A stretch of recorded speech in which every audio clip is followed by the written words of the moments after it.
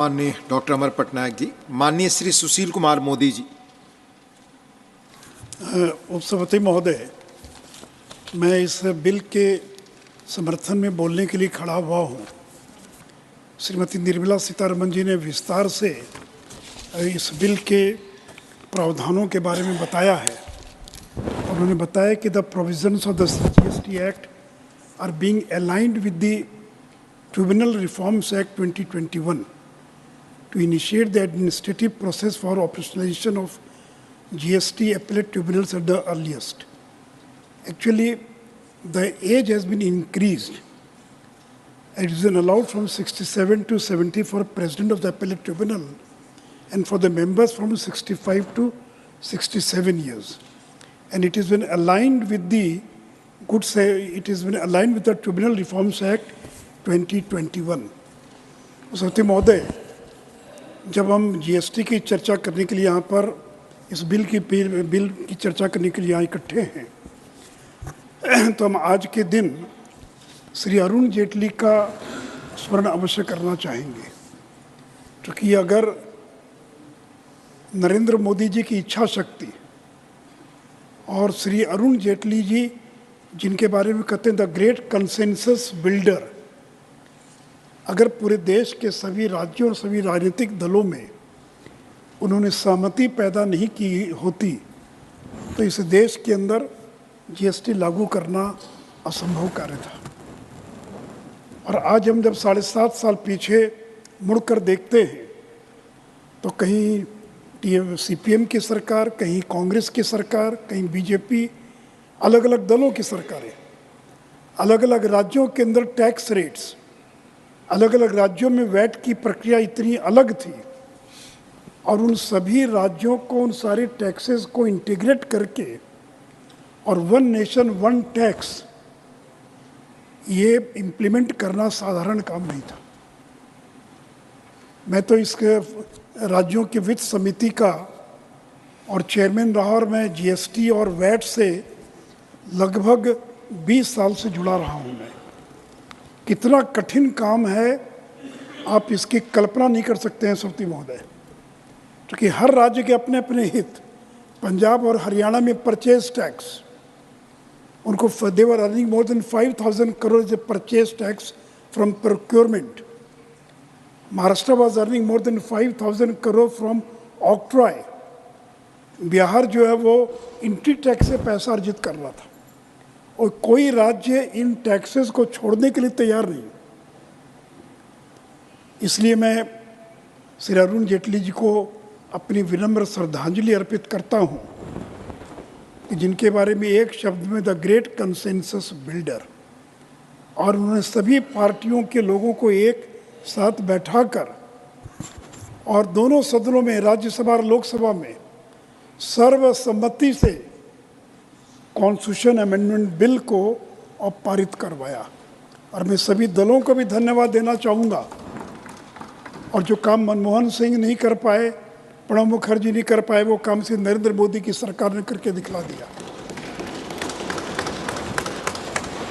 तो इसलिए सभापति महोदय, दूसरी एक बड़ी बात है, जीएसटी के अंदर जीएसटी काउंसिल एक ऐसी बॉडी है जिस बॉडी के अंदर सभी राज्यों के वित्त मंत्री शामिल हैं और केंद्रीय वित्त मंत्री, अभी निर्मला जी हैं, वो उसकी चेयरमैन हैं।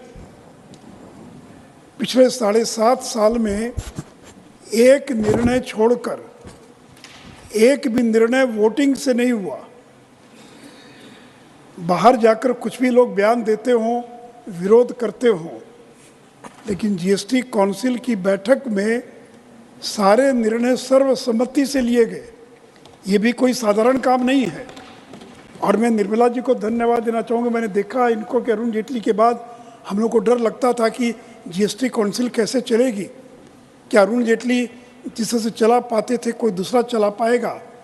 और मैं निर्मला जी को धन्यवाद देना चाहूँगा कि इनके पेशेंस की दाद है। भले ही सदन में कई बार हमको लगता है कि इम्पेशेंट हो जाती है, but I have seen Nirmala ji sitting for hours and listening to the suggestions and arguments given by the different political parties or different finance ministers.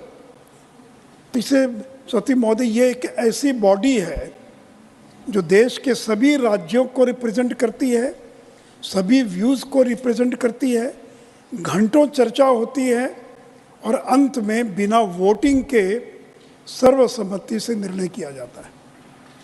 एक निर्णय केवल वोटिंग से हुआ था, वो भी सीपीएम के केरल के वित्त मंत्री थे थॉमस आइजैक, और वो भी लॉटरी के मुद्दे पर, जबकि सारा सदन एकमत था, लेकिन उन्होंने कहा कि मैं तो वोटिंग कराऊंगा, और वो भी लॉटरी के मुद्दे पर। उस एक मुद्दे को छोड़ दें तो आज तक किसी भी मुद्दे पर कभी भी वहाँ पर वोटिंग नहीं हुई। इसलिए सभापति महोदय, मुझे तो लगता है कि कुछ दूसरे विभागों में भी इस प्रकार की बॉडी बनाई जाने की आवश्यकता है, खास करके मोटर व्हीकल्स, ट्रांसपोर्ट सेक्टर, कई ऐसे सेक्टर हैं जहाँ पर कि बैठ कर निर्णय क्यों नहीं हो सकता है। क्यों अलग अलग राज्यों में टैक्स की रेट्स अलग होगी, प्रक्रिया अलग होगी, क्यों नहीं पूरे देश में वन टैक्स वन रेट हो सकता है। तो इसलिए जीएसटी काउंसिल का जो कंसेप्ट है, इस कंसेप्ट को बाकी कई विभागों में भी उसको रेप्लिकेट किया जा सकता है। छत्र महोदय, इस जीएसटी की एक बड़ी खासियत ये रही कि सब कुछ ऑनलाइन है, यानी आप अमेरिका में भी बैठकर टैक्स पेमेंट कर सकते हैं, रिटर्न फाइल कर सकते हैं। मैं तो लंबे समय तक बिहार का वित्त मंत्री रहा 2005 से, और मैंने वैट के समय में देखा कि लोगों को बैंक जाना पड़ता था चालान पास कराने के लिए, और ट्रेजरी में जाकर पैसा जमा करते थे। रिटर्न फाइल करना कितना कठिन काम होता था।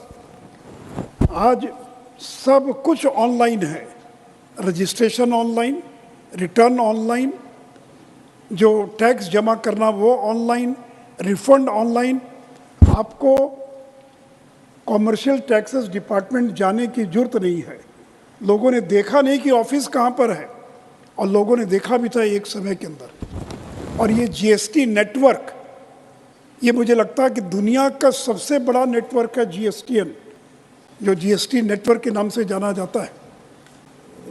करोड़ों करोड़ ट्रांजैक्शंस को किस तरह से और कंपाइल करता है, तो ये भी दुनिया का सबसे बड़ा नेटवर्क, ये जीएसटी का नेटवर्क जो है, ये भी भारत सरकार के प्रयास से और आज चल रहा है। सती महोदय, वो दिन भी आपको याद होगा, हर राज्य में चेक पोस्ट होता था। अगर तमिलनाडु से कोई गुड्स लेकर चला और अगर बिहार तक आना है तो उसको एक आधे दर्जन राज्यों में चेक पोस्ट पर रुकना पड़ता था, अपने गुड्स की जांच करानी पड़ती थी। सारे बैरियर्स ख़त्म, सारे चेक पोस्ट ख़त्म, लॉजिस्टिक कितना आसान हो गया, और इसके कारण कितने पेट्रोल की बचत हुई, कितनी डीजल की बचत हुई, आप इसकी कल्पना कर सकते हैं। और पूरे देश के अंदर जो टैक्स रेट तमिलनाडु में वही बिहार के अंदर, और जो पांडिचेरी में है वही टैक्स रेट जो है मिजोरम के अंदर है।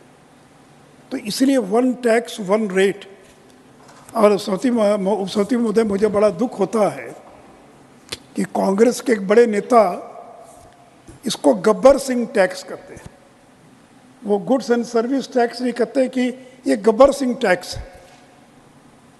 अगर गब्बर सिंह टैक्स है तो घोषणा करें कि अगर हमारी सरकार गलती से बन गई, जो बननी नहीं है, तो हम जीएसटी को ख़त्म कर देंगे, है ही मत तो घोषणा करें।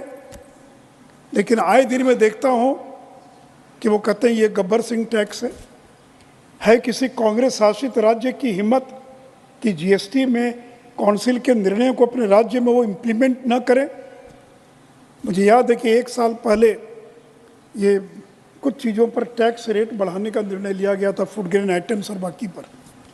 कितना विरोध हुआ, लेकिन क्यों कांग्रेस शासित राज्यों ने उसको लागू किया। अगर वो टैक्स रेट गलत था तो आप लागू नहीं करते। और सबसे पहले केरल की सरकार ने लागू किया, जो बाहर में इतने बयानबाजी कर रहे थे। तो इसलिए सती महोदय, बाहर जो बयान दें पॉलिटिकल कंजम्पशन के लिए, लेकिन सदन के भीतर जीएसटी काउंसिल में जो निर्णय होता है उसको सभी राज्य जो है और यथावत लागू करने का काम करते हैं। और सभापति महोदय, सभापति महोदय, इतना ही नहीं, तो इसके अंदर 1,67,000 करोड़ का नवंबर महीने में और टैक्स कलेक्शन हुआ है, जो record tax collection of 1,67,000 crore. और जिन लोगों को लगता था कि जीएसटी आएगा तो टैक्स कर संग्रह बढ़ेगा कि नहीं बढ़ेगा, तो रिकॉर्ड 1,67,000 करोड़ से ज़्यादा का संग्रह हुआ है। और 1,60,000 करोड़ की जो लिमिट है कि का जो उसको तो इस साल एक साल में कई बार जो है इन लोगों ने पार करने का काम किया है। और सत्य महोदय, अब देश के जो छोटे व्यापारी हैं उन्होंने भी जीएसटी को स्वीकार कर लिया है। मैं सदन को बताना चाहूँगा कि जब जीएसटी लागू हुआ उस समय 64 लाख रजिस्टर्ड टैक्स पेयर्स थे। Means at that time only 64 lakh businessmen were paying GST. Only 64 lakh were registered under GST. और आज उनकी संख्या बढ़कर कितनी हो गई? 1,38 lakh. तो 64 lakh से it has been increased to 1,38 lakh. लगभग संख्या उनकी दुगने से ज़्यादा हो गई। और इंस्पेक्टर राज का खात्मा हो गया। जो इंस्पेक्टर राज शब्द चला करता था वो इंस्पेक्टर राज समाप्त हो गया। सभापति महोदय, इस अवसर पर मैं निर्मला जी का और सदन का ध्यान आकृष्ट करना चाहूँगा। एक बड़ी चुनौती है फ्रॉडुलेंट क्रेडिट क्लेम्स की। और ये मैं जब इंग्लैंड गया था, यूके, फ्रांस, जर्मनी इस अध्ययन करने के लिए, तो उन देशों में भी देखा कि फ्रॉडुलेंट क्रेडिट क्लेम जो है पूरे यूरोपियन यूनियन की बहुत बड़ी चुनौती, बहुत बड़ी समस्या थी। और आज जीएसटी की सबसे बड़ी अगर कोई एक चुनौती है तो ये फ्रॉडुलेंट क्रेडिट क्लेम है। और मैं सदन को बताना चाहूँगा कि जीएसटी में जो इवेजन है, टैक्स का जो इवेजन हो रहा है इस फ्रॉडुलेंट क्रेडिट क्लेम के कारण, 1920 में the evasion was 40,000 crore, which increased to 49,383 crore in 2021. Again, it increased to 73,000 crore in 21-22. और 22-23 में इंक्रीज टू 1,31,000 करोड़। और अभी तो 23-24 का भी तो नवंबर महीना, दिसंबर चल रहा है, अक्टूबर तक का आंकड़ा है कि tax evasion which has been detected 1,51,000 crore.